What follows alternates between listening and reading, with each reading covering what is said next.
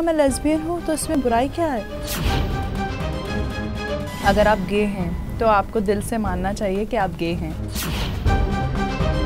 ना आप बायसेक्सुअल बनो, ना आप गे बनो, ना लेस्बियन बनो। मैं तो कहती हूँ स्ट्रेट फॉरवर्ड बनो। गे होना कोई पाप तो है नहीं।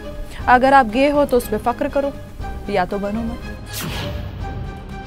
घर वालों ने मिलकर रोहित सुशांत के ऊपर गे का एलिगेशन लगाया है।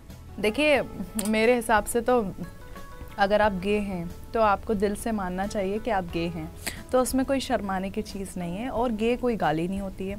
अब तो हमारे लॉ ने भी कोर्ट से ऑर्डर हो चुके हैं। तो अगर आप गे हैं और गे कोई गाली समझ रहे हैं तो लानत है आप पर। मैं तो कहती हूँ ये लानत है आप पर कि आप अपनी शख्सियत को गाली दे रहे हैं। अगर इवन अगर मैं लेस्बियन हूँ तो मैं खुल के बोलूँगी हाँ मैं लेस्बियन हूँ, तो इसमें बुराई क्या है। नहीं हूँ, लेकिन अगर हूँ तो लेस्बियन कोई गाली नहीं है।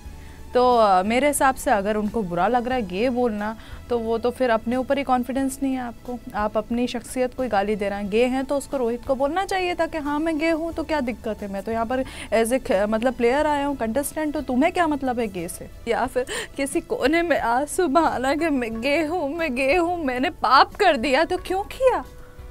अरे जब पाप से डर लग रहा है तो भाई आपने पाप क्यों किया?